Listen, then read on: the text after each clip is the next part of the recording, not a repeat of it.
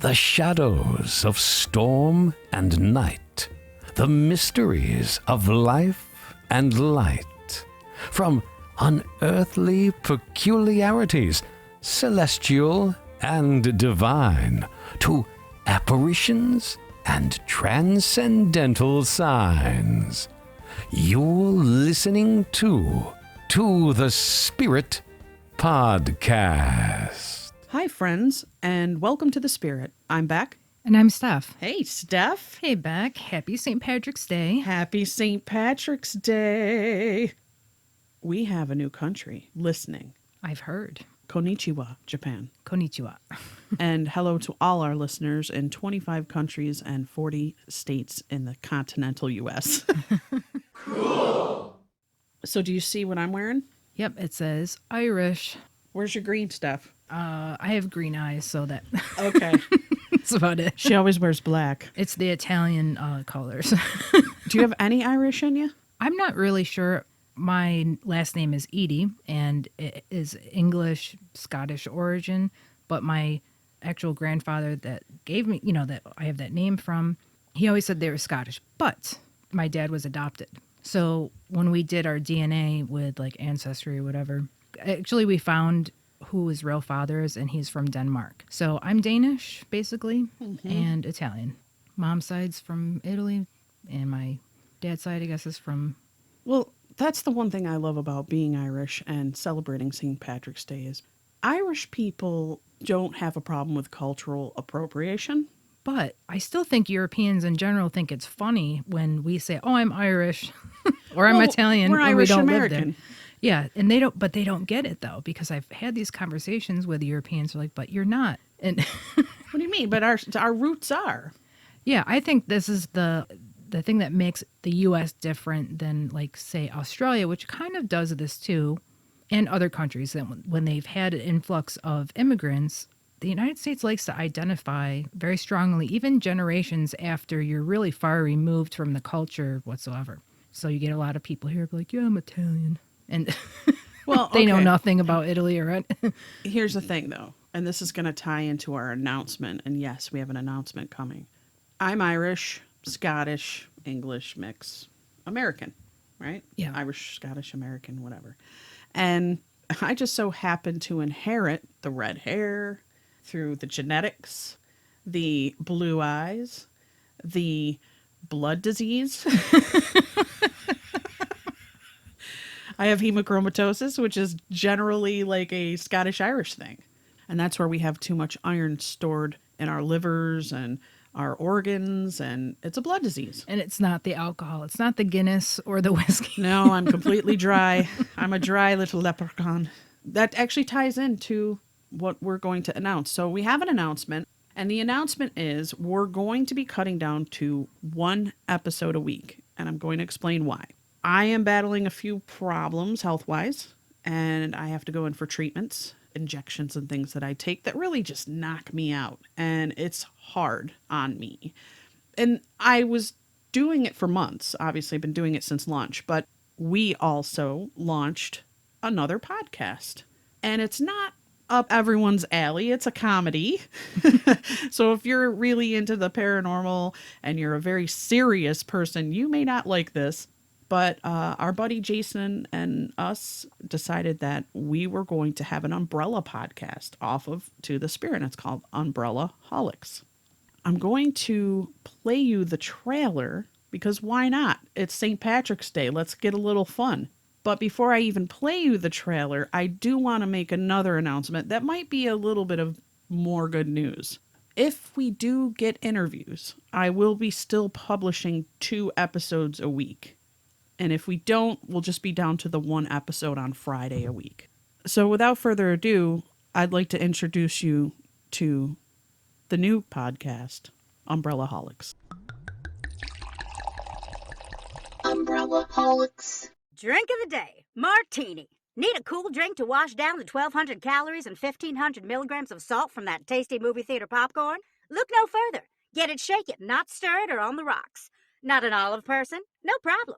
Add a twist of lemon to kick it up to glorious heights of sophistication. Whatever the case, this refreshing, elegant drink will make you feel like a super spy, a smooth crooner, or refined jet-setting royalty. So, open the Hidden Glow bar, sit back, take a sip, and feel like a movie star in the golden age of Hollywood. Cheers!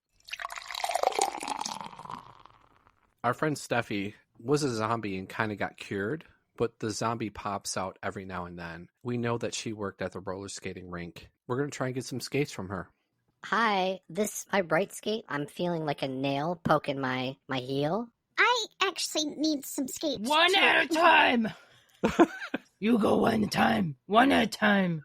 I'll use a size 7, please. Okay, you size 7. What you size? Well, okay, I'm size 5.5, but listen, do you have half sizes? No, you wear a big size. That's it. Okay, but I really need mine to be white. Only brown, orange wheel. That's it. That's all we got. Somebody on their skating rink, though, has a white skate. Those are their skates, not ours. Ours brown. UmbrellaHolics. I hear you got some stories to pitch for some motion pictures. Let's start this off. Let's go. All right, well, mine's it's just like a fast log line. Okay, there is a 12-inch plastic ruler that cruelly conquers a desk. And then the pencils rebel. It's a romance. Is this going to be animated or is this like live action? Live action, definitely. Budget, what's that going to be? It's going to be cheap. We'll go to Staples. I'll tell you what. I'm going to count to 5. And on 5, if you're still here, I'm going to firebomb your apartment, all right? Get out! Bless my father, for I have sinned. I've been having impure thoughts about you lately. Oh no, not the leprechauns again. I'm here, Father, too. And I'm here to torment you with all my sins. Many sins. I'm King Brian O'Connor from Knocknasheba. We've done drugs. Yeah, Father, I did lots of drinking myself. What kind of drugs do leprechauns do? Everything the people do. Except the four-leaf clovers. Those are especially dangerous. I eat the crumbs that fall from the big sinners' tables. Did anybody die during your... No, I don't think anyone had died. Methinks the Father forgives. Father? Hey! That sounds like a lager. Are you drinking lagers, Father? The Father's got to have a little fun too, you know. Let's all go to the lobby. Let's all go to the lobby. Let's all go to the lobby to get ourselves a treat. Let's talk about some movie stars we met. Lizzie, did you ever meet any movie stars? Well, I don't want to take you back to my why I got my union card, but I was in a play off-Broadway at St. Anne's Warehouse starring Al Pacino, Marissa Tomei, Diane Wiest, David Strathairn, Aidan Quinn. What? Yeah, it was called Salome, and I was the slave, and I had 2 lines, and I messed up one of those lines the first night. That's amazing. Did you say hi to anybody backstage or interact with them? Yeah, I loaned some gel to Aidan Quinn because his hair was and I was like, I got gel, Aidan. Disastra loves him, by the way. She's going to be so jealous. Oh, really? Oh, my God. Yeah, he's really nice. His wife's name is Elizabeth, apparently. And then Al Pacino, because they made me join Equity because of this, he was like, they made you join the union? Ah, they got you. Wow. That's pretty amazing.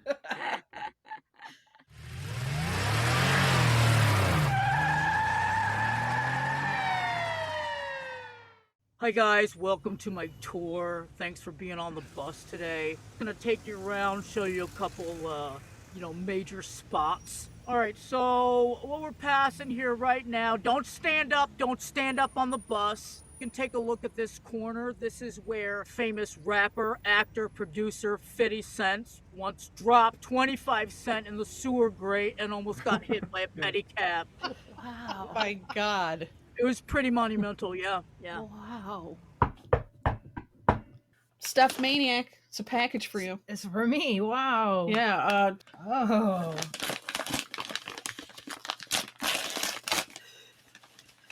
Smells good. What do you got?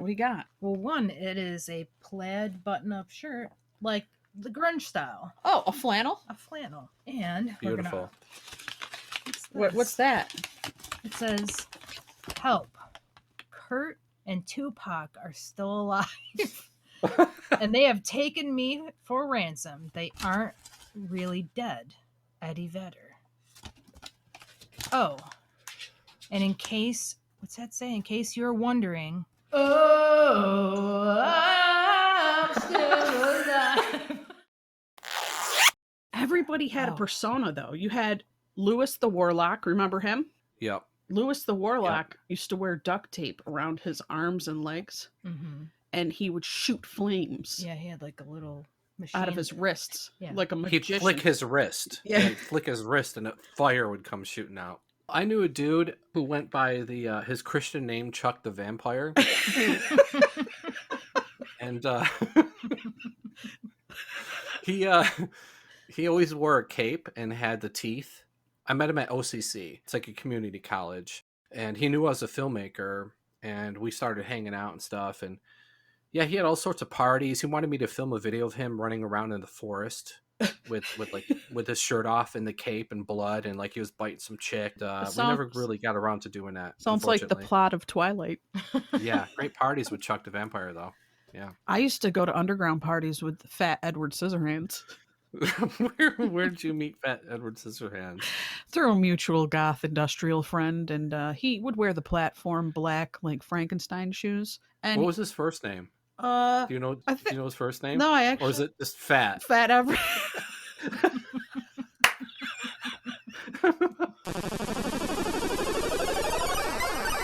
For $1,365,023, you have to go on 3 dates in a row. First date is Louis Anderson. Second date is Anne Ramsey from The Goonies. And the last date is Richard Simmons. You must give all of them a passionate goodnight kiss. Which one would you date for $1,365,023? Well, I'm going with Anne Ramsey.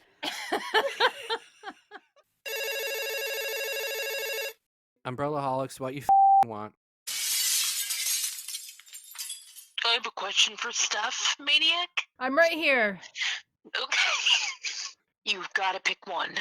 We have to have an after-school fight with either a coked-out James Spader or a roid-raged William Zabka, Johnny Lawrence from Karate Kid. Okay, thank you, my dear. Please don't break anything else, like the TV or my arcade game, okay? Thank you. I would fight Johnny Lawrence from Karate Kid. A roid rage bender? And a roid rage bender. Oh, I could do it. Sweep the leg. The first time I drank was with my friend Jamie and his brother and everybody. There was a place in our area called North High, which used to be a school that my mom went to, and they tore it down. Jamie's brother was old enough, or his older brothers got it for us or whatever. So we're all drinking Milwaukee's Beast, right? Oh, bad. Yeah, we're about 110 pounds. And so we're pretty wasted. Over the baseball diamond is like a cage that you can climb up and sit on. And then there's a rope going down it with a stick. You can grab onto the stick and hold on it. You can run and jump, lift your legs and swing. So Jamie, super drunk, decides it's a good idea to grab onto the stick and twist it and wind it up as much as he can. Then he grabs onto it and lifts his feet. And, and then he starts spinning like Tasmania Devil. And his 80s hair is flopping around. If I could take a picture of that moment, it would be on Time Magazine as the picture of the year. Did he have a mully? Oh my god, it was flapping in the wind like Fabio. Oh, J Maniac. Okay, let me see. Whoever licked it really well because I can't even get the card out. Oh, it's a sunset on the dock in the sunset. It looks like we'd want to be there on drugs. Okay. I want you to join me, Jay. It is your choice, but know that the wrong choice is also the right choice. Choose wisely. If so, you so choose. Take a handful of each, and you'll see me shortly. I'm always watching. Harold.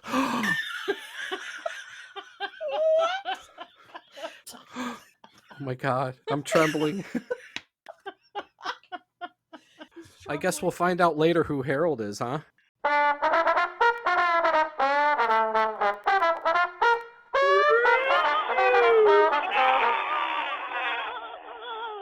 UmbrellaHolics. So what'd you think of the trailer, Steph? Pretty good. I mean, we lived through it. We did it. So it sounds different to hear that, but it's amusing to me too. There's a lot of swearing, and I thought it was hilarious to put the beeps in, even though we swear on this podcast. It's ridiculous. I don't know why I did it. But then after I did it, I was like, well, it kind of shows how much we swear. I think we should start off by talking about St. Patrick. I agree. He's probably the most well-known saint probably throughout all of the world, in my opinion. Well, you've got St. Nicholas. St. Nicholas, I think it's mixed up with, the whole Santa Claus thing that we have. Mm-hmm. And I think people really don't know about St. Nicholas. They just know the name. But I think St. Patrick is very well known. And I would say after that, probably St. Francis of Assisi is very well known. Well, upon his arrival in heaven and subsequent elevation to sainthood, St. Patrick saw good luck as an untapped resource in the battle against the forces of darkness. He was a 5th century Irish bishop known as the Apostle of Ireland. He had limited yet positive dealings with leprechauns while he was alive as a human, and he even dealt with a few clurichauns, or evil leprechauns as well. We'll talk about the clurichauns a little later. As much as I know about St. Patrick is that he most likely came from Wales, and this at the time I think was the Roman Empire. And so he was kidnapped, I guess, and turned into a slave in Ireland, and he was there for quite a while, and he was able to escape. And when he escaped, I think he did some travelings for a while. He got back home about in his 20s, but he had I think he had voices that had told him basically, to go back to Ireland and bring Christianity back there. Yeah. And I think he had dreams as well. Well, once in sainthood, and it was bestowed upon him immediately, he descended to earth to establish March 17th as St. Patrick's Day. Unfortunately, under the Supernatural Secrecy Pact, he couldn't actually contact the Catholic Church to let them know he wanted it to be called Good Luck Day. What he could do was contact the ultimate purveyors of good luck on earth, that being the Leprechauns of Ireland. You like how we're mixing a little bit of the superstition in with the real facts, because that's how we roll here. Well, I had always believed growing up that he cast the snakes out of Ireland, Except there were no snakes in Ireland. Except most islands don't have snakes. And then when you look at the science behind why there's no snakes there, it makes sense. I'd like to believe that there was some wonderful, amazing miracle happened and the snakes were banished. But there's kind of an explanation with science. And I think it had to do with the last ice age, more like weather, being an island, snakes not really being able to get there type thing. I thought some snakes can swim, right? They can swim. I think that it's not impossible to get there, but when you look at the weather, everything, there's they list a lot of the reasons. The weather and everything, and the big waves crashing imagine it's up. Freezing. There's not a lot of snakes in cold temperatures, and if they're coming out of an ice age, this is 10,000 years ago. Oh, my people, my people. The National Museum of Ireland has said it looks like we would not have had snakes. The snake is believed to be a metaphor for the Druids. Did you know that the Irish Americans would wear the green as a reminder that they were nationalists first and foremost? The colors of the Irish flag are green, white, and orange. The green symbolizing the Irish nationalism, the orange symbolizing the Orangemen of the North, and the white symbolizing peace. The mythical belief that green is to be worn to make you invisible to leprechauns originated here in America. But what else originated here in America? It was the first St. Patrick's Day parade, which this shocked me because I'm thinking Irish Catholics and Catholics all over, they love processions. Yeah. They'll get their statue out, they have a big festival, and they're going down the road, and everyone shows up. So I'm thinking that it would definitely be Ireland that would have the first parade. We call them here parades. Right. But it actually happened in 1737 in Boston. Wow. Which is a really long time ago. Yeah. Ireland's first parade was held in Waterford in 1903. Way later. Way later. Like- we started the parade trend. Yeah. So according to legend, St. Patrick used the shamrock as a metaphor for the Holy Trinity when he first introduced Christianity to Ireland. So with the 3-leaf clover, he tried to explain that the Trinity, like there's 3 gods, but in one. There's really only one God, but it's 3 in 1. And they would think that's impossible. How can you be 3 persons but be one person? It was, look, here's a 3-leaf clover. It's 3 leaves but 1 plant. That's the myth that, I'm not sure if it's true. Okay. But that's what I heard. So what's the 4-leaf clover then? That's the one that has a genetic defect. I don't know.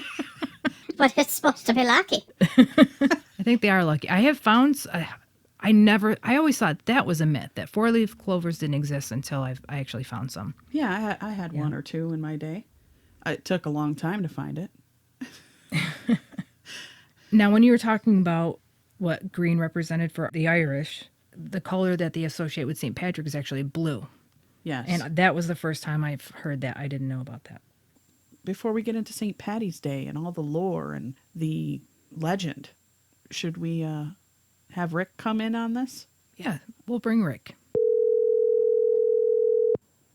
Some things that I think people should know about Irish mythology is that we tend to take mythologies for granted in general, right? We tend to think it's all made up.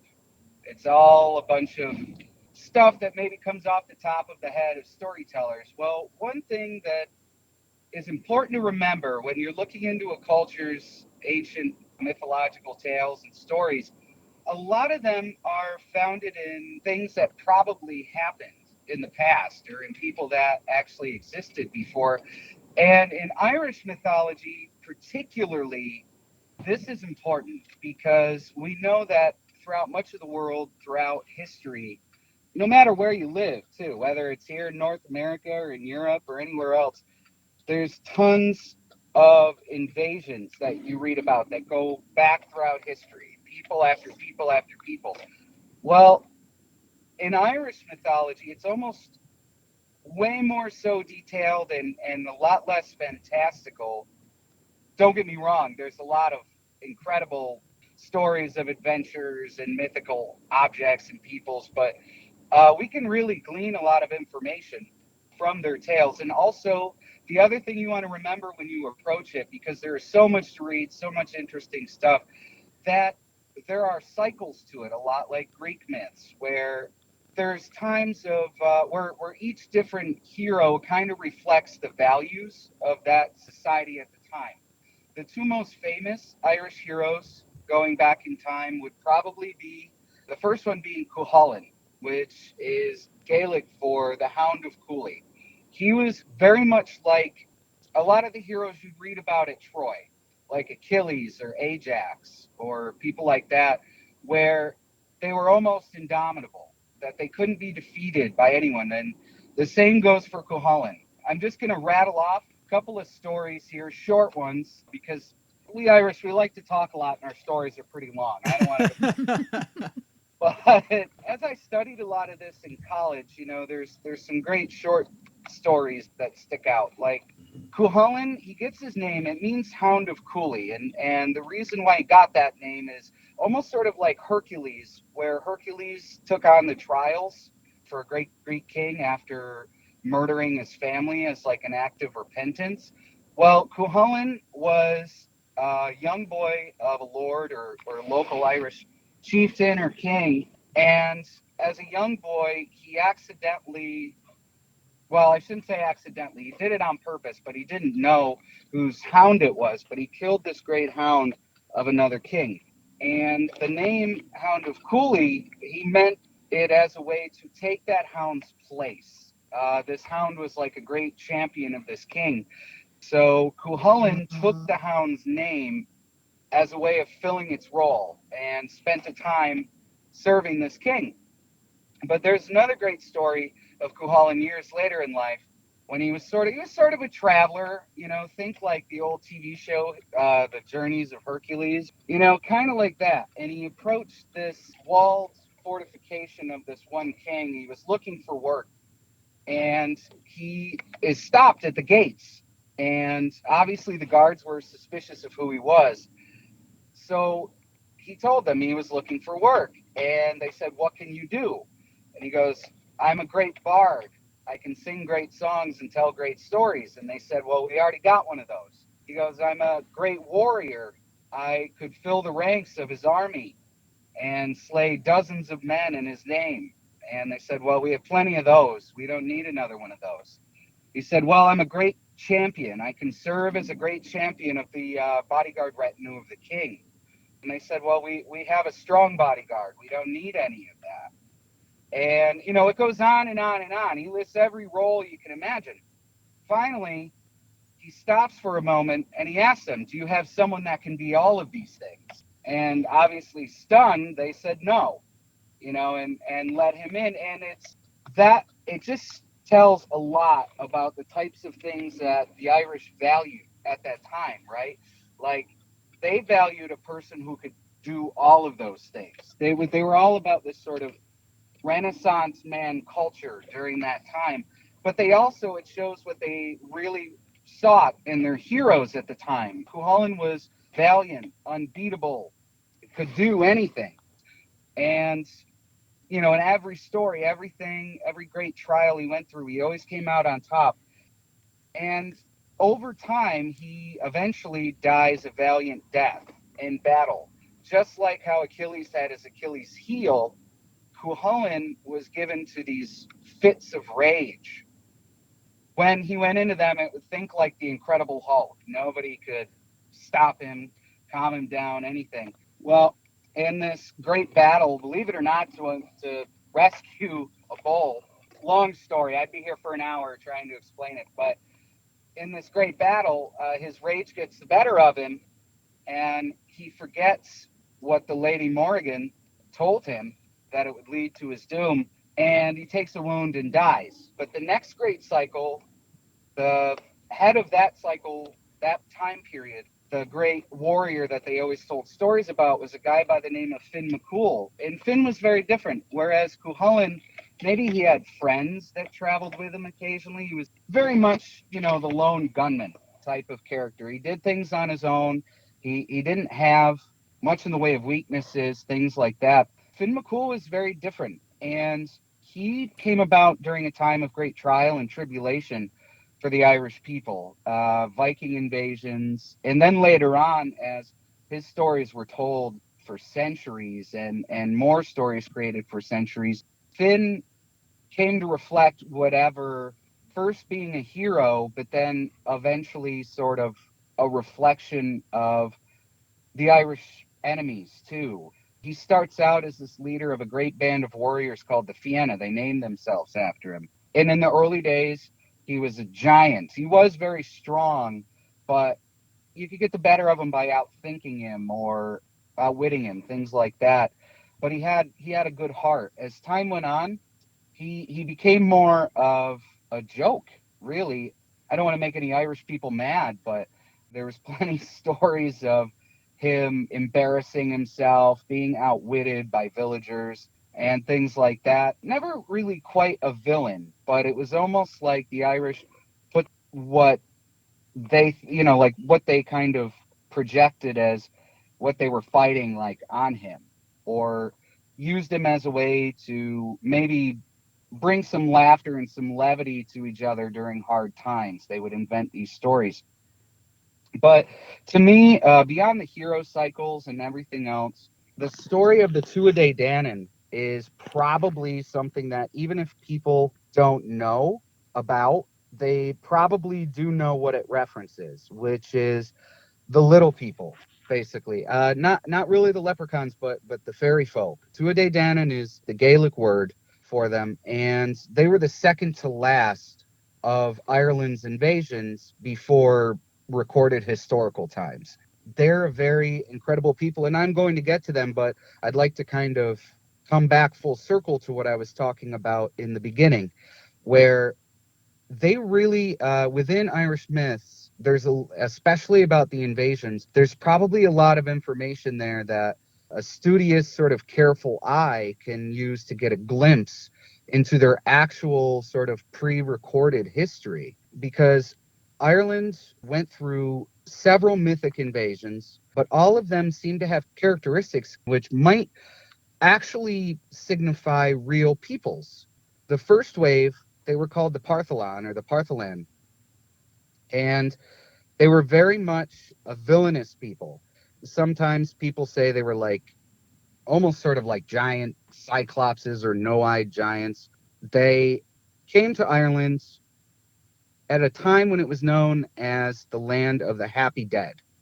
Their leader's name was Partholan or Partholan, and it was a very different country then. It had a single plain, they said, and 9 rivers and 3 lakes developed during the time of the Partholans, almost like they were bringing it life, but they were gigantic and deformed and very violent themselves. It was almost just like their presence was starting something in the history of Ireland, like bringing life to it. And an even more giant and deformed people called the Fomorians followed, and they fought a vicious civil war where eventually the Partholanians did defeat them and drive the Fomorians into the sea. So this could be their very first, going back to maybe Neolithic times, like the great first war of invasion in which I guess you call the native peoples the first ones there. They were successful, but unfortunately the Partholanians themselves, they say, were wiped out with a plague shortly afterwards. And afterwards we have the Numidian.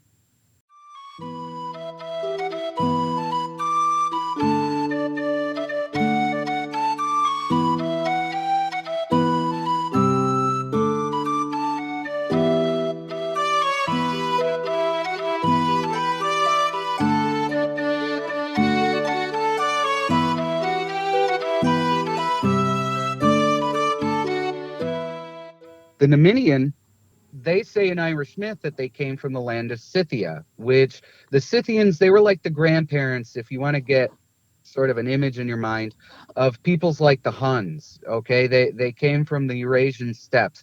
And this is very common, by the way, in Celtic mythology. There was even theories in earlier times that the Picts, the ancient people of Scotland who were all covered in tattoos, they had a matrilineal society, supposedly, some say they did. All of these things that they may have come from Scythia too. Me personally, it's kind of hard to tell. It's way back in time, but it very well could be.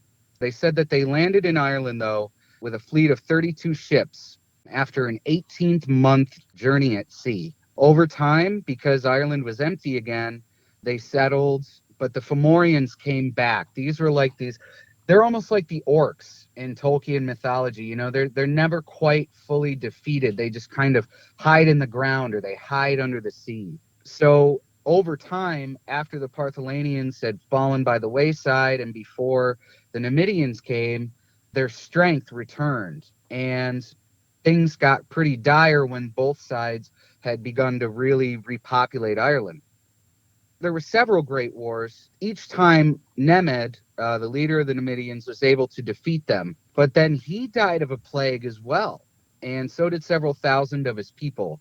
And even though they were very successful, the Fomorians eventually gained power for a time. Eventually, though, there's a great uprising. The Numidians wouldn't remain conquered.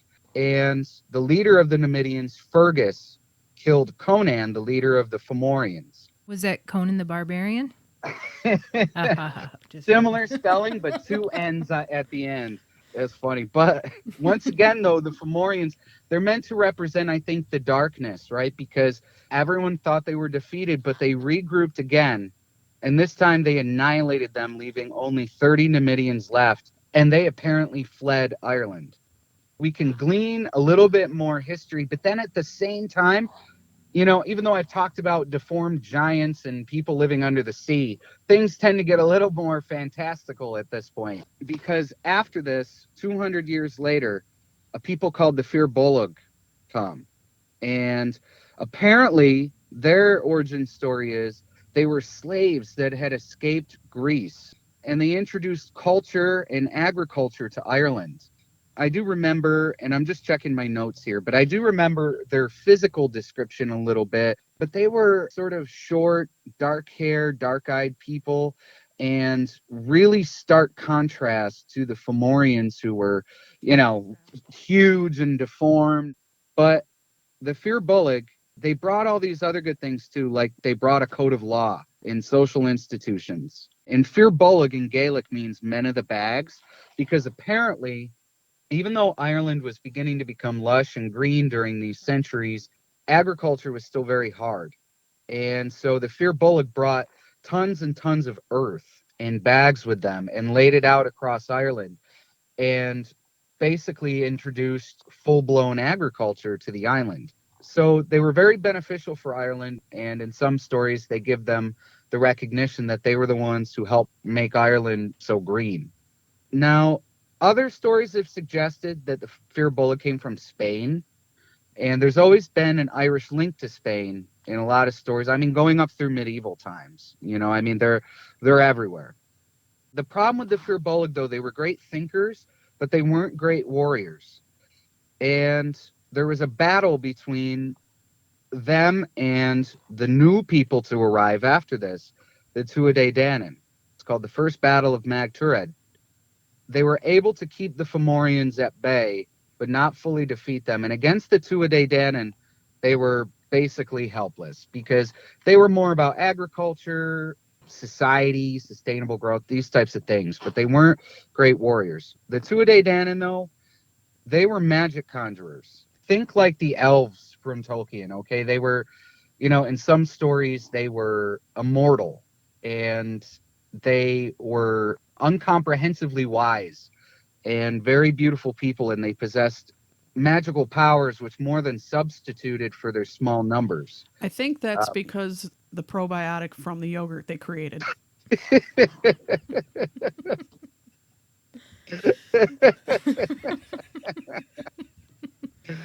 But with the Tuatha Danann, the Fomorians were going to seize opportunity again, but against the Tuatha Danann, once they found the power of their magic, they realized that they could never bring darkness back to Ireland ever again. They were always kept in tow by the Tuatha Danann. Another thing that is very important that they brought to Ireland, or eventually over time their people introduced to Ireland, are 4 magical treasures. One is the Spear of Lugh, the other is the Dagdas Cauldron, another is the Stone of Thal, and the last is the Sword of Light of Nuada. I thought you were going to say the last was a pint of Guinness.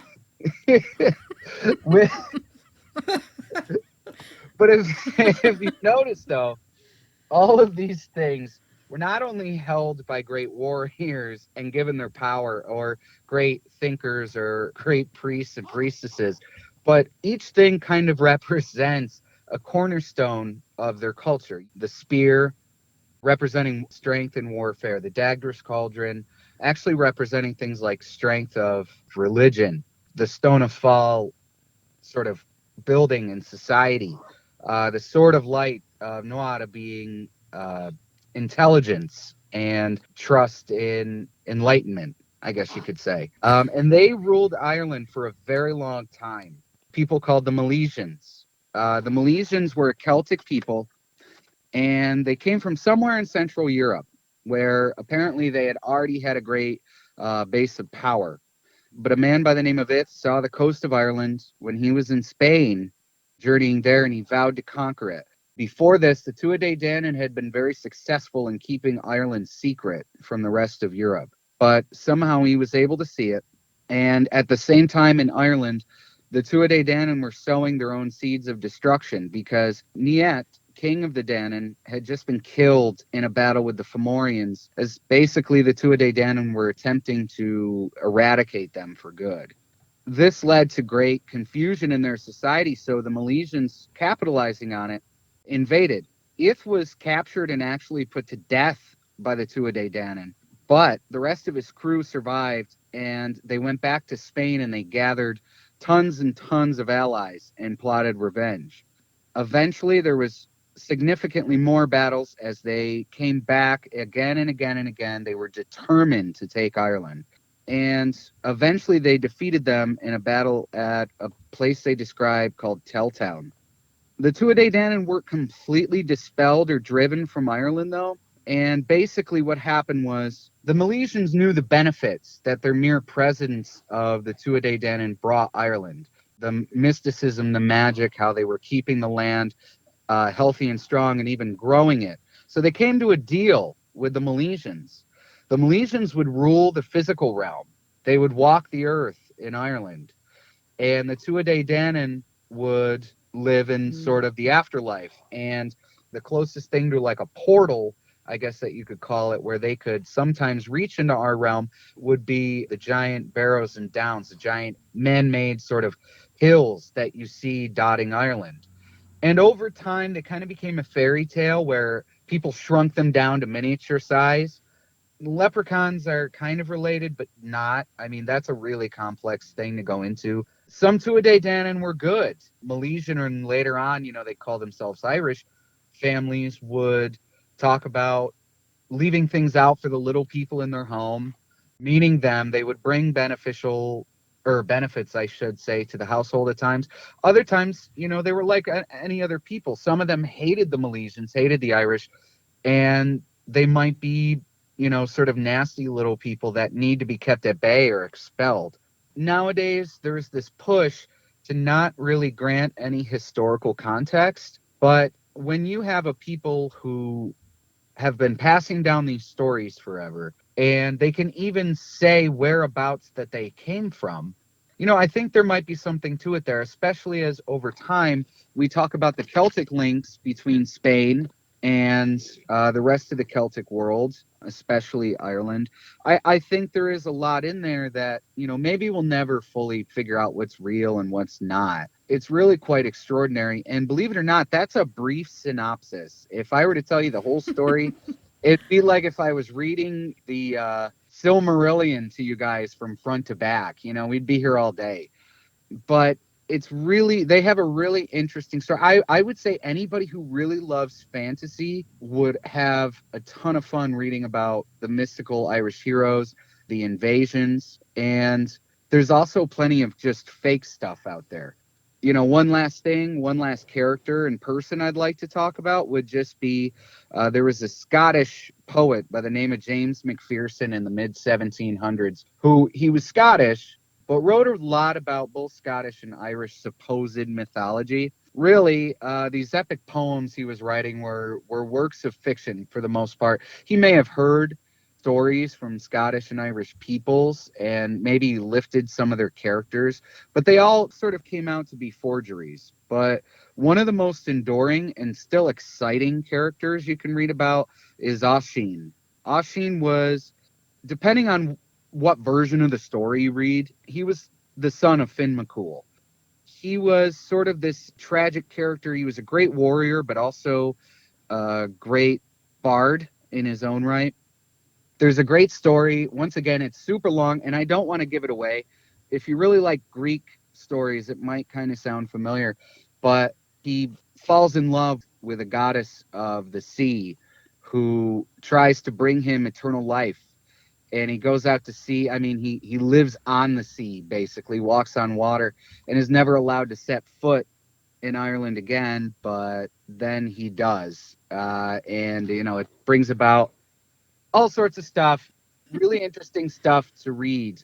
To me, learning about a lot of this stuff in college, it got me back into great fantasy writers like Tolkien and others. And you can also see where they may have gotten some of their inspiration.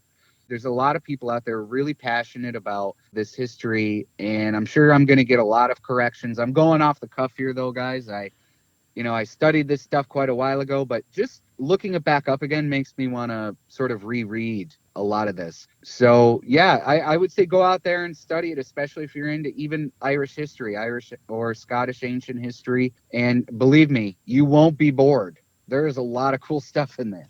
Thank you, Ricky. I know you're busy out delivering green beer. We heard you in your vehicle, and to be able to bring this in while you're driving was amazing. And I thought it was pretty comprehensive. Oh, great. I'm glad I made sense. Well, hey, I just want to tell everyone out there to have a good St. Patty's Day. I hope they get a chance to see their families and maybe go to Mass, maybe have a big dinner, whatever it is, whatever tradition you follow. I hope you get to do it, and I hope you have fun. Thank you, Excelange. So I say Bye, guys. Slán. Bye. Bye. We should talk a little bit about leprechauns. The leprechauns. I grew up with a father, and I talked about it earlier. He was adopted, but he had Scottish and Irish influence on him. My dad believed in the little people, and he swore he saw one when he was a child. I saw 2 little people at the end of my bed But when they I was weren't a kid. leprechauns. Well, they weren't wearing the traditional leprechaun gear. He would really get me going, and I grew up watching Darby O'Gill and the Little People, which I don't know if Irish people are fond of that movie at all, but I was growing up. I thought it was great. And you got Sean Connery was in that. I don't know if did you see that? Never. It's wonderful. There's a banshee in it, and it used to scare the crap out of me. Legend has it that a leprechaun is a type of fairy that stands about as tall as a 3-year-old child. A leprechaun is usually described as a bearded man who wears a green suit and a hat. It's believed that there are no female leprechauns to be found. I wonder why that is. According to stories, the leprechaun is a shoemaker who spends most of his time making and fixing shoes. In fact, some say when a leprechaun is near, you can hear the tap, tap, tapping of his tiny hammer as he drives nails into shoes. These little men are also said to be very mischievous and enjoy playing tricks on those they meet. Are leprechauns real stuff? I have a tendency to want to believe in otherworldly things. And I feel like people have had experiences. I'm not going to, I've seen weird things in my life, so I don't know what to think. I feel like there's things in the ocean that we've only now discovered That's that true. are real. We never would be able to see them, and they are so unusual looking. Mm-hmm. And we know there's an invisible world. Look at all the actual things that are not visible to the eye, like under a microscope, you have to look. So I think that what we see in the physical world is kind of a reflection on the other side, in a way. So I have a tendency to believe. The leprechaun is thought to be a mythical creature, but old Irish tales say that this little mischief maker is real and was first spotted back in the 700s. Now, stories of these leprechauns have been passed on for generations. As for its name, some suggest that the word leprechaun comes from an old Irish word, lucarpan, which means small body. Others say it developed from an Irish word that means shoemaker. What about the pots of gold? It's said that every leprechaun has a pot of gold and that he hides it deep in the Irish countryside. According to legend, the leprechaun must give this treasure away to anyone who captures him. But this little fella won't let his treasure slip away easily. The story goes that the sneaky leprechaun can fool a person into looking away for an instant. And just like that, he vanishes into his forest home and takes his treasure with him. Now, before the 1800s, leprechauns were described as wearing red suits instead of green ones. But that changed in the late 1700s when an Irish poet named William Allingham wrote about a leprechaun dressed in green. And this image became the one that stuck. It's the one that we are most familiar with to this day. Are leprechauns an endangered species? In a small Irish town called Carlingford, leprechauns are officially a protected species. After a local claimed to see a leprechaun in the area, a law was passed in 2009 to keep these little creatures safe. According to the locals, the last living leprechauns, all 236 of them, live in that region. Even though they're protected, the town of Carlingford holds a leprechaun hunt each spring. But instead of searching for real leprechauns, people track down ceramic and stuffed ones that have been hidden on a nearby mountain. Those who find a leprechaun win a cash prize. Let's go out, Steph. Let's do it. That sounds like a lot of fun. We can't promise that you'll see a leprechaun, but there are a few places around the world dedicated to the leprechaun. There's Leprechaun Park, and that's in Mill Ends Park in Oregon, and it's the world's smallest park. Truth be told, the park is just a flower pot full of plants in the middle of a road. But besides that, the park's said to be home to a leprechaun colony. There's the Leprechaun Cavern in the town of Carlingford, Ireland. There are underground caverns that visitors can walk through. A tour guide explains the history of leprechauns and tells the tales that the leprechauns that are said to have traveled in these underground tunnels. There's a leprechaun museum in Dublin, Ireland, beginning back from the first ever sighting back in the 8th century to modern day. Just talking about Irish stuff, you just can't help break into. I can't. It's in my genetics. It's in my DNA. She doesn't sound That Irish. Irish American. But what about Clurichauns, Steph? I didn't know about Clurichauns until you brought it up the other day, and you're like, I want to do about Clurichauns. Well, did I you didn't know what it the was. Clurichauns are in the Wikipedia? Wow. That's how real they are. They're mischievous like the leprechauns, but they have a great love of drinking and a tendency to haunt breweries, pubs, and wine cellars. Now, they're related to the leprechaun and have sometimes been conflated with him as a shoemaker and a guardian of hidden treasure. This has led some folklorists to suppose that the Clurichaun is merely a leprechaun on a drinking spree, while others regard them as regional variations of the same being. Like the leprechaun, the Clurichaun is a solitary fairy, encountered alone rather than in groups, as a distinct from the trooping fairies. I thought the leprechauns drank a little bit, but apparently in the folktale, The Haunted Cellar, recorded by Thomas Crofton Croker in 1825, a Clurichaun named Naginin haunts the wine cellar of an Irish lord, drinking everything in sight and playing frightening pranks on the servants. He's described as a little man measuring 6 inches in height with a face like a withered apple. His face is like a withered apple? Yeah. He has twinkling eyes scary. and a nose that's red and purple from heavy drinking. He wears a red nightcap and a short leather apron, light blue stockings, and shoes with very large silver buckles. Definitely sounds like family. When he is discovered by the master of the house, Naginin talks him out of moving elsewhere by implying that he would simply move with him. Now, other descriptions have him wearing red like other solitary fairies. There's tons of tales of these Clurichauns. They are mischievous. They even slaughter cattle and stuff. Wow, maybe that's the reason out in the United States we've had those weird cattle mutilations. It could be these drunken psychopath Clurichauns. Before we go on with a little more Clurichauns, or leprechauns, or any of that jazz, I have to play the most hilarious newscast about this. Do you remember this? Yes. I would hope that no one has heard about this just so you can laugh because it is so funny. Well, just in time for St. Patrick's Day, crowds are coming by the dozens to get an up-close view at what some say is a piece of Irish folklore. Some people in the Crichton area of Mobile say a leprechaun is taking up residence in their neighborhood. A leprechaun. NBC 15's Brian Johnson has more. Curiosity leads to large crowds in Mobile's Crichton community, many of you bringing binoculars, camcorders, even camera phones to take pictures. To me, it look like a leprechaun to me. All I gotta do is look up in the tree. Who else seen the leprechaun? Say yeah! Eyewitnesses say the leprechaun only comes out at night. If you shine a light in its direction, it suddenly disappears. This amateur sketch resembles what many of you say the leprechaun looks like. Others find it hard to believe and have come up with their own theories and explanations for the image. My theory is it's casting a shadow from the other limb. Could be a crackhead that got hold to the wrong stuff, and it told him to get up in a tree and play a leprechaun. We're going to get down to the bottom of this. Yeah, it's still on there, guy. Don't be afraid. Don't be afraid, man. This guy helping to direct traffic says he's prepared for his encounter with the leprechaun. He's suited up from head to toe. This wars off spells right here. This is a special leprechaun flute, which has been passed down from thousands of years ago from my great-great-grandfather who was Irish. I just came to help out. Others just came to get lucky in hopes a pot of gold may be buried under this tree. I'm gonna run a backhoe and uproot that tree. I want to know where the gold at. I want the gold. Give me the gold. I want the gold. This is Brian Johnson, NBC 15 News. People will do anything for a pot of gold. I mean, anything.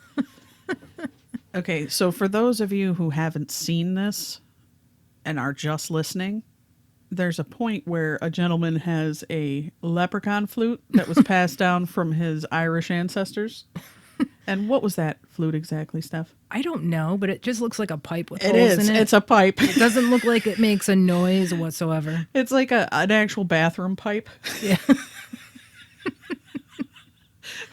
So that was passed down from his Irish ancestors. I don't know why he thinks it's old. It's just hilarious. It's I know, pure it's hilarity. so funny. It's perfect for St. Patty's Day. So clearly everyone knows about leprechauns, but not many people know about these clurichauns. The Irish think of them as the slightly controversial, badly behaved cousin of the leprechaun. Would you like to see their depiction? Wow. Kind of looks like a pirate. A wee little pirate. My dad used to have this, like it wasn't a bust. It was more like a head that was probably ceramic. You know, it was like originally carved and then someone made ceramic copies of it or whatever. And it was colored and it was like a man's head. It was an Irish guy's face. To me, it looked like a leprechaun and it was small. It scared the crap out of me. My dad had it hanging on the wall. He kind of had like a little tooth showing and he had the little cap. And his eyes were like just how you described the leprechaun with the eyes. But I couldn't even look at it as a child. It's scared you? the bejesus out of I mean, me. they are a little frightening. So they do have a fondness for alcohol, and they can be merry and even quite charming. But their pranks have been known to border on the unpleasant. Due to their excessive drinking, they have short tempers and have little gauge or care for the troubles of others. So unless you want your booze cupboard cleared out, or your milk turning sour, or your eggs made rotten, I'd get the feck out of here. They have been known to harm livestock and even people, should anyone stand in their way of their acts of debauchery. There are tales of sheep and cattle falling ill and family members catching the pox after disgruntling a clurichaun. The legend of trying to catch a leprechaun actually stems from stories about clurichauns, it's argued. Clurichauns were known to carry magical purses which contained a lucky shilling that always returned to the purse, no matter how many times it was spent. I could seriously do with one of those. Yeah. Because of this coin, many mortals were seen trying to catch a clurichaun, so as to seize ownership of the coin. They're as hard to catch as they are to shake. Numerous tales of homes being tormented by clurichauns all tell the same story. If you ever find yourself plagued by the clurichaun, the likelihood is that you try to move your house to get away, or try to otherwise get rid of them. It will have the opposite effect. Clurichauns are loyal creatures and tend to attach themselves to families, most notable as they are the ones with the best wine cellar. Such is their appetite for boozing. You can't get away from them. They're like having a diamond, a little diamond attached to you. Wow. Like I was telling you how in Darby O'Gill's Little People, it was my first encounter of what is called a banshee. And in the movie, it's like this wailing ghost that basically, I don't know, this was one of the scariest things I've ever seen as a kid, this scene in the movie. And so I'm looking here to, I've never looked it up to see what a banshee really is. Oh, yeah, banshees are freaky. Yeah. Woman of the Fairy Mound, or Fairy Woman, is a female spirit in Irish folklore who heralds the death of a family member, usually by wailing, shrieking, or keening. I've never heard of that word.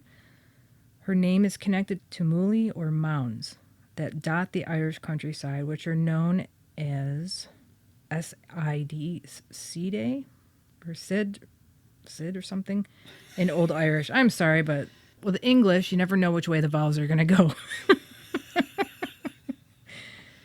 So it says sometimes she has long streaming hair and wears a gray cloak over a green dress, and her eyes are red from continual weeping. She may be dressed in white with red hair and a ghastly complexion, according to a first-hand account by Anne Lady Fanshawe in her memoirs. So whoever that woman is, I guess, had a personal encounter. But that's like the Grim Reaper, too. That's like one of those things that you see. People witness this big, shadowy person that has a sickle. Yeah. Then someone's going to die in their family. So it says the size of the banshee is another physical feature that differs between regional accounts, though some accounts of her standing unnaturally tall are recorded. Sounds scary. The majority of tales that describe her height state that the banshee stature is short, anywhere between 1 foot and 4 feet. Her exceptional shortness often goes alongside the description of her as an old woman, though it may also be intended to emphasize her state as a fairy creature. She's part of the fairies. Interesting. Yeah, I didn't know that. They wail, they scream, and their scream just goes right through you. I don't think I'd ever want to encounter that. I'd rather encounter a leprechaun. Oh, I'd be having drinks with the leprechauns. Or the clurichauns, which one. They sound like they're a lot of fun. It would be nice to blame all your problems on like leprechauns too. If your parents were like, "Hey, there's no alcohol left. Have you been drinking?" Like, "Oh no, it's That's the Clurichauns." And if they say, "We don't know what you're talking about," you say, "Look it up. Wikipedia, Mom. It's on there." Well, Steph, I had fun. Yeah, it was very interesting. A lot of history that I didn't know. Yeah, I loved Ricky coming in with his vast knowledge of Celtic history. Yeah, that was just off the cuff. I mean, that was amazing. That was pretty As he was good. driving around delivering green beers to everyone. You can find us on tothespiritpod@gmail.com. You can also find us on YouTube, Facebook, Instagram, and Twitter. May you get all your wishes, but one, so that you will always have something to strive for. For each petal on the shamrock, this brings a wish your way.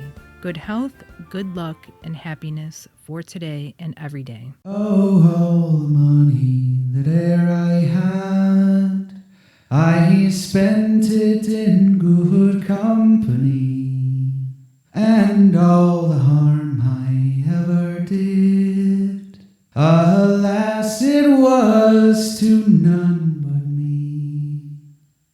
If it should fall into my lot that I should rise and you should not, I'll gently rise and softly call, good night and joy be with you all. Oh, all the comrades that e'er I had, they're sorry for my going away, and all the sweethearts that e'er I had, they wished me one more day to stay. But since it falls into my lot that I should rise and you should not, I'll gently rise and softly call, good night and joy be with you all. Oh, if I had money enough to spend, and leisure time to sit a while, there is a fair maid in this town who sorely has my heart beguiled. With rosy cheeks and ruby lips, I know she has my heart enthralled. So fill to me the parting glass, good night and joy be with you all. To the Spirit Podcast. Supernatural Science. I'm ghost. Psychic. Mystic. Spirit. Divine Source. Heaven. The dead. It's magic.